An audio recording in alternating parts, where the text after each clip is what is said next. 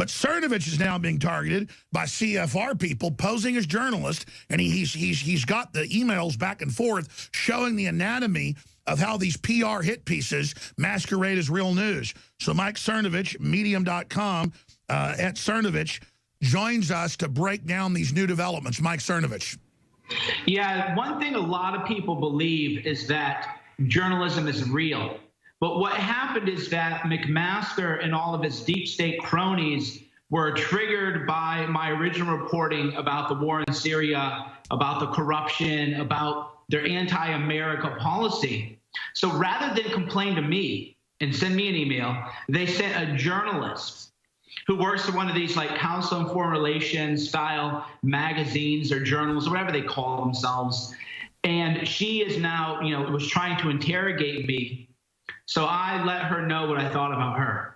And by the way, that's when all hell broke loose, and you told me you had Google sources. You then gave me the documents a week later. I then separately got documents from a White House source that they had a directive out with me at the top. I'm not bragging. In fact, I wish I wasn't there. You under me and others there to be targeted with disinfo and to be delisted off Google and to specifically lie about us because we exposed that McMaster was, and you had your sources, was trying to trick Trump into a larger ground war. And then when I talked to my high-level White House source, and then 3 days later, Trump came out and said word for word what my high-level source had said, that completely freaked him out because obviously they're recording that source, and they don't like that source, that high-level source talking to us.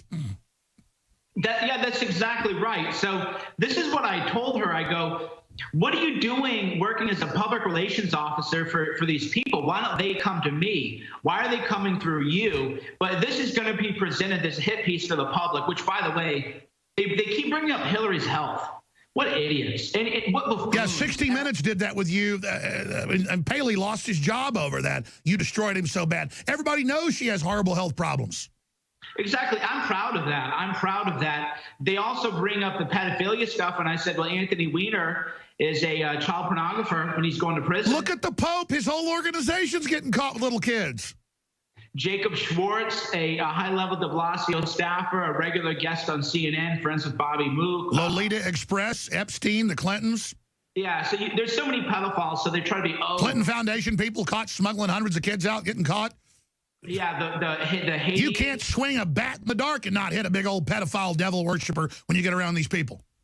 Exactly. So there's such jokes, but I got tired of being nice to these people. Usually I don't answer, but what I told her is I said that you are not a real journalist. You are a mouthpiece for globalists. You are a mouthpiece for death and destruction. That's all you are. I let her know that you don't get to interrogate me. You are nothing. You are garbage. You are working for deep state and trying to murder people in the Middle East. You're trying to spread rape in Saudi Arabia, destroying the West. These people, I'm done being nice to them. They want to come at me confrontationally and act like reporters.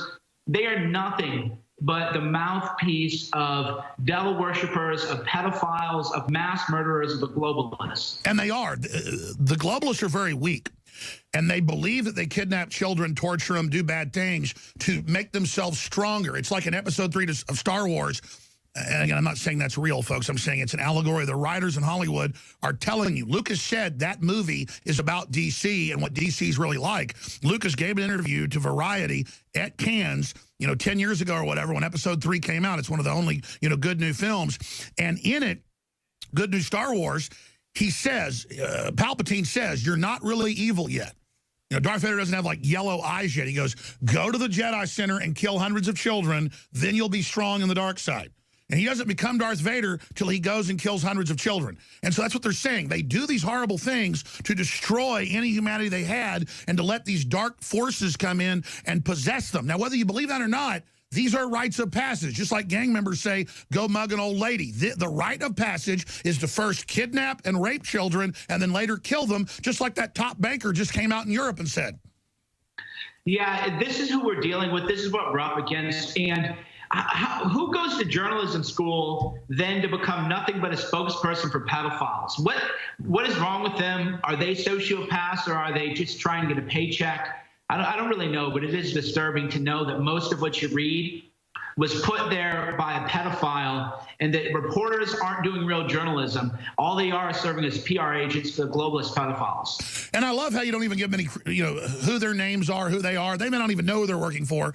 But most people in the system now know we're right. They now know the truth. They're just scared to speak out. That's why we're secretly, as you said, so much more popular. And the reason I mention that is I had a guy, actually two guys, come over and off and on confront me at a steakhouse with my wife Friday night.